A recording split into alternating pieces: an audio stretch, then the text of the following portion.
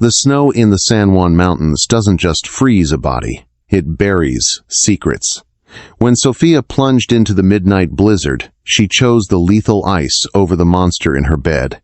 But the untamed mountains harbored a beast of their own, and he was her only salvation.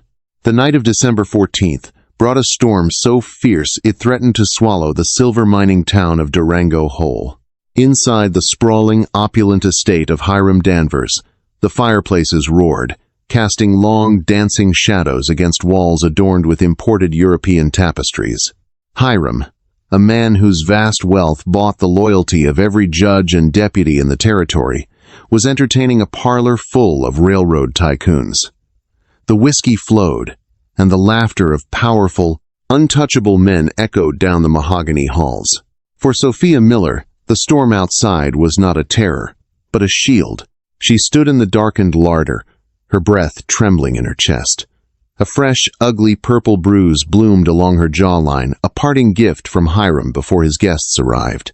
She had been his captive in all but name for 2 agonizing years, trapped by debts her late father had owed the magnate. Hiram did not just demand obedience, he demanded total, soul-crushing submission. To the outside world, she was his beautiful, silent ward. Behind closed doors, she was a prisoner subjected to a cruelty so calculated it made her wish for death. Tonight, however, death was merely a risk she was finally willing to take. Sophia wrapped a stolen heavy wool coat tightly around her shoulders, the hem brushing against the thin cotton of her parlor dress. She had managed to swipe a pair of Hiram's riding gloves and a pair of oversized leather boots from the mudroom. It wasn't enough for the high country in the dead of winter, but it was all she had. Trembling, she eased the heavy iron latch of the servant's door. The hinges, which she had meticulously oiled with bacon grease 3 days prior, swung open in utter silence. The wind hit her like a physical blow. The cold was instantaneous and agonizing, stealing the air from her lungs. Sophia forced the door shut behind her, plunging herself into the blinding, swirling white void. There was no time to hesitate. If Hiram went to her room and found it empty, he would unleash his men and his prized bloodhounds before the snow could cover her tracks. She ran. She didn't aim for the town. The sheriff, a corrupt brute named Cobb, was on Hiram's payroll and would only drag her back by her hair. Instead, she pointed herself toward the towering, jagged silhouettes of the San Juan timberline. She chose the unforgiving wilderness. For the first mile, adrenaline fueled her. She pushed through knee-deep drifts, her oversized boots slipping on hidden patches of ice. The wind shrieked through the canyon, a deafening roar that drowned out the sound of her own ragged breathing. But as the terrain grew steeper and the pine trees grew denser, the reality of the freezing woods began to set in. The cold was no longer just a sensation. It was a predator sinking its teeth into her flesh. The biting frost seeped through her cotton dress, turning her sweat to ice against her skin. Her lungs burned with every inhalation, feeling as though she were breathing in powdered glass. Sophia stumbled over a hidden root, falling hard into a snowbank. The impact knocked the wind out of her, and for a terrifying moment, she just lay there, the soft, deceptive warmth of hypothermia whispering in her ear. Just rest. A small voice in her mind pleaded. Just close your eyes for a minute. Then, she heard it, faint but unmistakable over the howling wind, the deep, resonant baying of hounds. Panic, sharp and visceral, spiked through her veins. Hiram had discovered her absence. He had sent his enforcers, likely the ruthless Amos and Billy, to hunt her down like a stray animal. No, Sophia gasped, forcing herself onto her hands and knees. The snow had already begun to cake her hair, turning her dark curls into a frozen helmet. Not again. Never again. She dragged herself upright and forced her legs to move. The terrain became a nightmare of treacherous ravines and jagged rocks hidden beneath the powder. She needed to lose the scent. Up ahead, she could hear the faint rushing of water, a mountain creek that hadn't fully frozen over. Without thinking of the consequences, Sophia slid down the rocky embankment and plunged into the frigid water. The shock of it nearly stopped her heart. The water only came up to her calves, but it was enough to soak through the leather boots and freeze her woolen stockings instantly to her skin. She waded upstream, gasping and sobbing, every step sending agonizing bolts of pain up her legs. She stayed in the water for as long as she could bear, finally dragging herself up the opposite bank and collapsing into a thicket of scrub oak. The baying of the hounds drifted further away, confused by the water, eventually swallowed entirely by the roar of the blizzard. She had lost them. But as she lay there in the dark, her clothes freezing solid to her body, Sophia realized she had only traded one death for another. The shivering stopped a dangerous sign. Her fingers and toes had long since gone numb, and a strange, heavy lethargy was settling over her limbs. The world around her, previously a terrifying maelstrom of wind and shadows, began to look peaceful. The snow falling on her face felt like a gentle caress. She crawled beneath the sprawling, snow-laden branches of a massive blue spruce, curling into a tight ball. She thought of Hiram's furious face, of the bruises that would now never heal, and felt a strange sense of victory. He hadn't broken her. She had chosen her own end, here, in the quiet, freezing dark. Sophia closed her eyes, letting the darkness take her. Noah Cole did not care for the affairs of men. At 34, he was a giant of a man, standing 6'4" with shoulders as broad as a barn door and a temper to match. His face was weathered like old saddle leather, half hidden beneath a thick, dark beard crusted with frost, and scarred by a grisly encounter that had nearly taken his left eye a decade ago. He lived high up on the jagged ridges of the San Juans, in a cabin he had built with his own 2 hands, far away from the deceit, the greed, and the noise of civilization. Before he became a ghost of the mountains, Noah had been a Pinkerton detective. He had seen the darkest parts of the human soul, watched rich men buy justice and poor men hang for stealing bread. He had walked away from it all when the corruption became too much to stomach, trading a tin badge for the absolute, brutal honesty of the wilderness. It was nearing midnight, and Noah was out in the teeth of the blizzard. Most men would be huddled by a hearth, but Noah was checking his upper trapline. A storm this fierce drove the wolverines and lynx to move in unpredictable patterns, and he couldn't risk losing a pelt to scavengers. Clad in a massive bear-hide coat and snowshoes, with his trusty Henry repeating rifle slung across his back, he moved through the storm with the quiet, deliberate grace of an apex predator. He was adjusting a snare near the edge of a rocky drop-off when he saw it. It wasn't much, just a slight disturbance in the snow that didn't look like the work of the wind.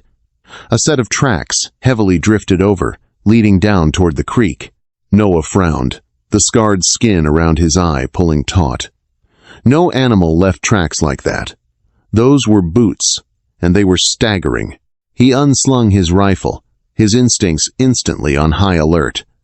Men didn't wander up this high in a blizzard unless they were looking for trouble, or running from it.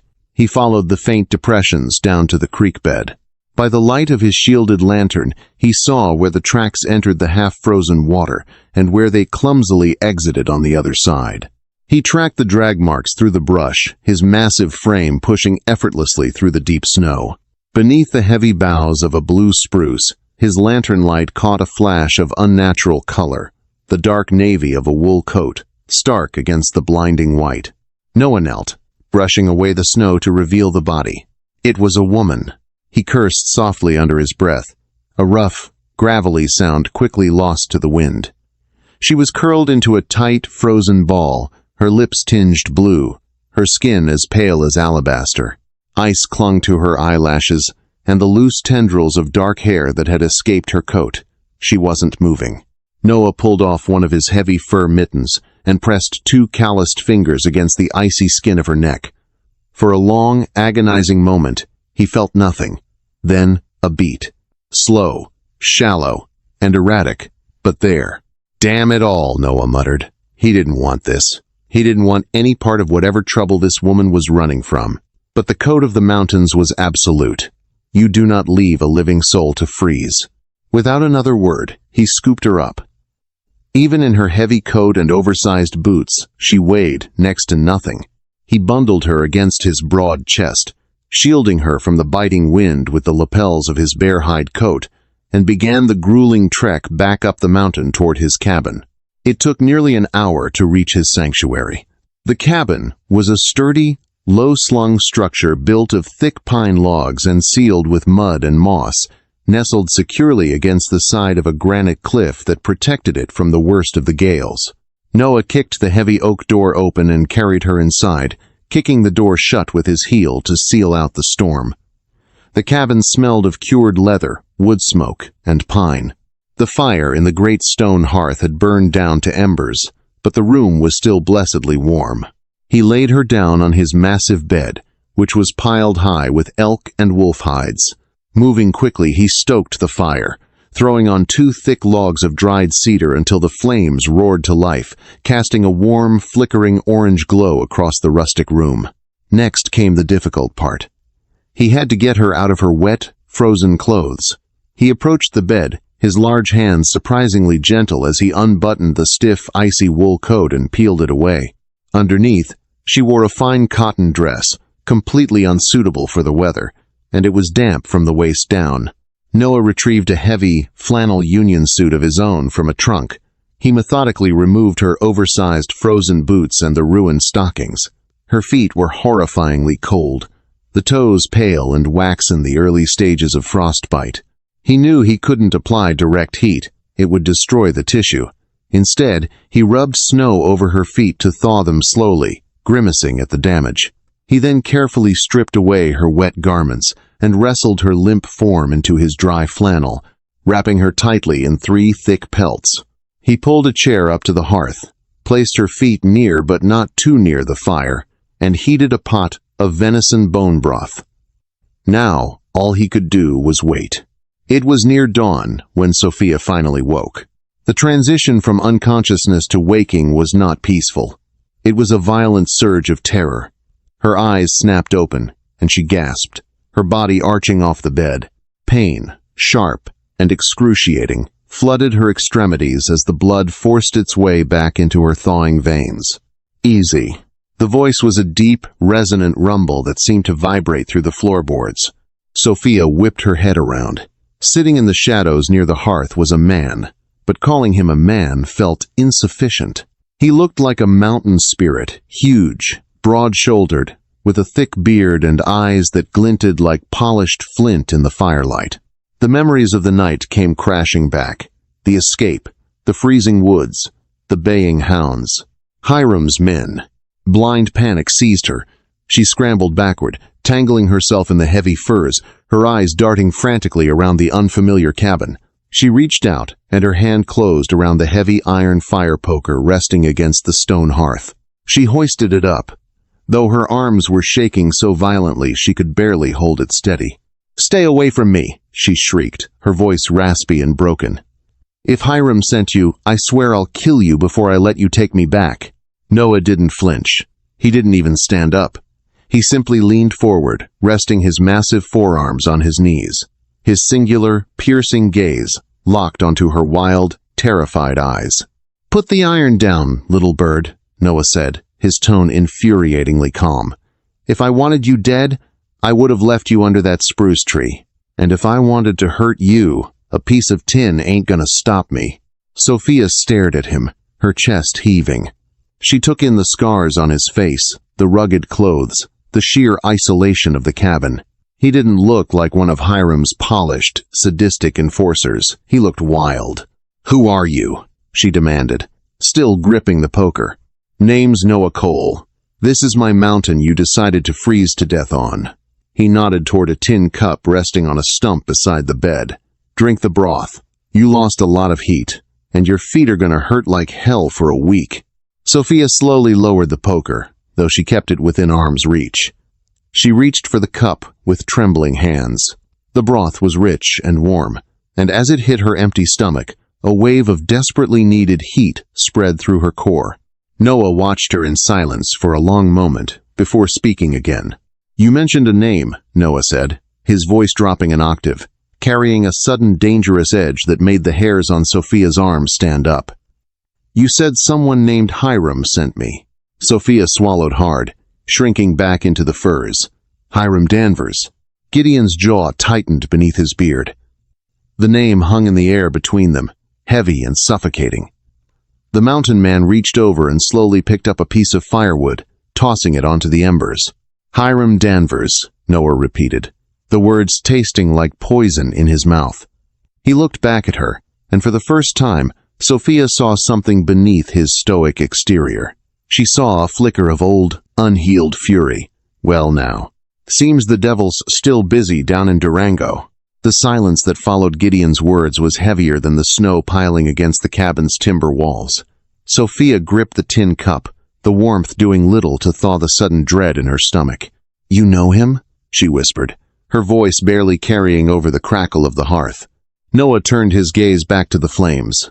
The orange light danced across his scarred cheek, making the old wound look fresh. Knew him, back when the silver boom hit Leadville. Hiram wasn't a tycoon then. He was a rat scratching for claims, hiring thugs to push honest miners off their land. "I was wearing a Pinkerton badge, working with a partner named Thomas." Gideon's voice hardened, dropping to a dangerous gravel. "We built a case. Had enough to put Hiram away for a long time. But Hiram bought the local judge and paid off the deputies. They ambushed us near the Arkansas River. Thomas didn't make it. I barely did." Sophia's breath hitched. She had lived with Hiram's cruelty, but hearing the depths of his long-standing corruption made the vast, freezing wilderness outside feel suddenly very small. Hiram's reach was infinite. "If he finds out I am here, he will kill us both," she said, her voice shaking. "He possesses the entire town of Durango. The law means nothing to him." "The law down in the valley don't apply at 10,000 feet, Noah replied, his tone resolute. He stood, his massive frame towering over the room, and walked to a heavy oak chest at the foot of his bed. "But you didn't just run because he hit you, Sophia. A woman doesn't brave a midnight blizzard in a cotton dress just to escape a beating. You took something." Sophia froze. How could he know? She reached into the deep pocket of her stolen wool coat, which was now draped over a wooden chair to dry. Her trembling fingers pulled out a small, oilcloth-wrapped bundle. She unwrapped it to reveal a thick, leather-bound ledger. "He kept it locked in a safe behind his desk," Sophia confessed, holding the book out. "I memorized the combination by watching the reflection in the parlor window over the course of 3 months. When he was drunk and entertaining his railroad friends, I opened it." Noah took the ledger, flipping it open. His eyes widened slightly as he scanned the meticulously recorded entries.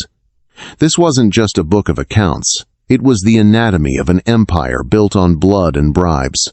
The ledger's devastating contents included monthly payoffs, regular disbursements of $500 to Sheriff Cobb to look the other way on mining accidents, extortion records, detailed logs of local Durango merchants, including the general store and the Strader Hotel, forced to pay protection fees, political bribes, staggering sums funneled to state legislators to ensure railroad lines bypassed competing mining claims, deeds of theft, records of land forcibly signed over to Hiram by widows of miners who had conveniently perished under suspicious circumstances.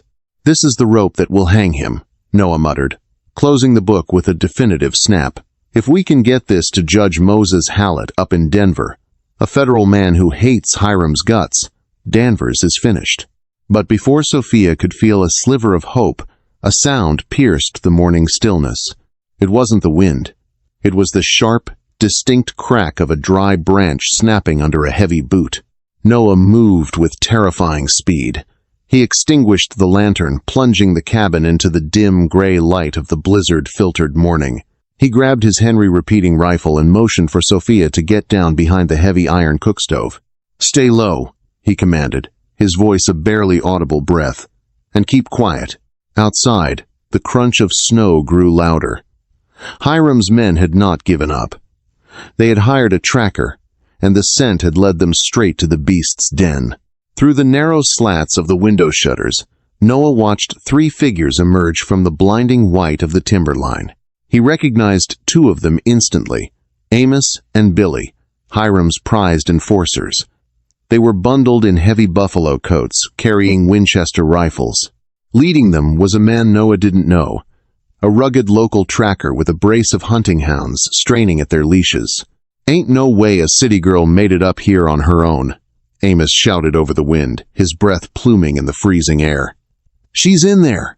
Danvers wants her alive, but he don't care if she's missing a few pieces."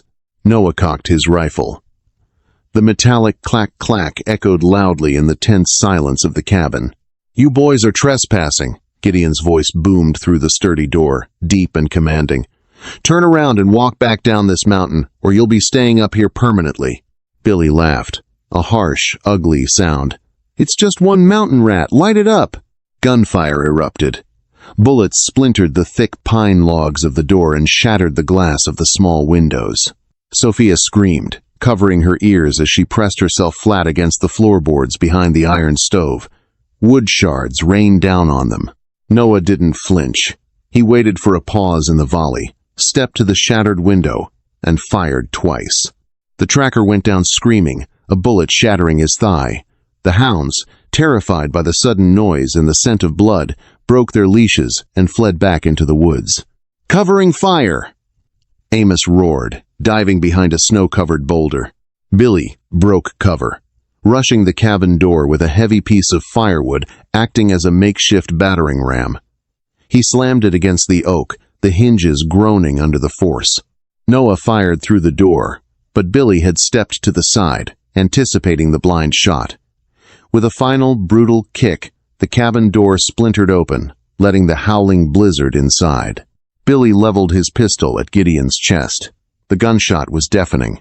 Noah grunted, staggering back as the bullet grazed his left shoulder, tearing through the bear-hide coat and biting deep into his flesh. He dropped to one knee, losing his grip on the Henry. Billy stepped into the cabin, a triumphant, sadistic grin spreading across his face. "Looks like you're out of time, mountain man. Where's the girl?" Sophia realized that hiding was no longer an option. The man who had saved her, the man who was her only hope of bringing Hiram to justice, was bleeding on the floor. A surge of desperate, feral courage washed over her. She was done running. She was done being a victim. She crawled out from behind the stove, grabbed the heavy iron fire poker she had threatened Noah with the night before, and swung it with every ounce of strength her battered body possessed. The heavy iron connected with the back of Billy's skull with a sickening crack. He collapsed instantly, dropping like a stone. Noah didn't waste a second. He snatched his rifle from the floor, spinning toward the open doorway just as Amos charged in, his Winchester raised.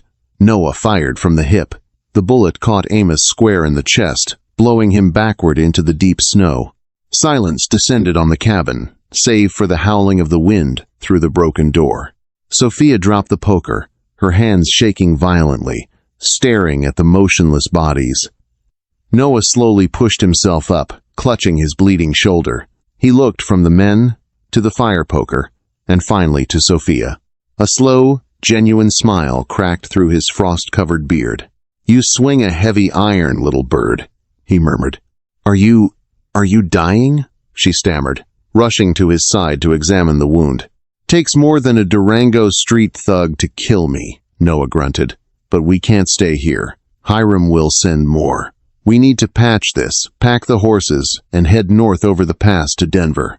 We have a judge to see." 3 weeks later, the front page of the Denver Post ran a headline that shook the entire territory. "Durango tycoon arrested. Decades of corruption exposed.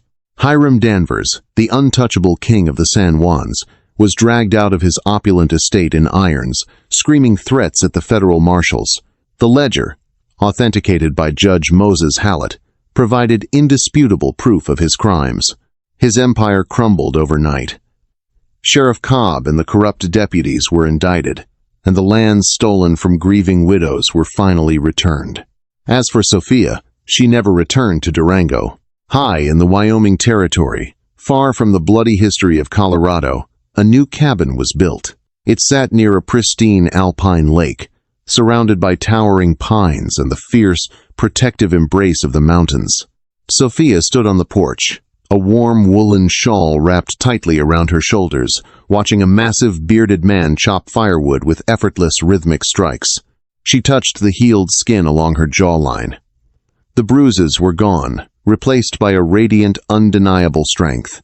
She had fled into the freezing woods expecting to die, but instead, she had found her freedom, and in the heart of the beast, she had found her home. Did Sophia's daring escape and Gideon's fierce protection keep you on the edge of your seat? If you loved this thrilling Wild West romance and want more heart-pounding, true-to-life dramas from the rugged frontier, please hit that like button right now. Don't forget to share this video with your fellow storytelling fans, and subscribe to our channel. We upload captivating historical tales every single week. Ring the notification bell so you will never miss out on our amazing frontier action. Hi, my name is Pham Nguyen, the owner and manager of Shattered Justice Echoes. After watching the video, she fled into the freezing woods to escape her abuser, but a fierce mountain man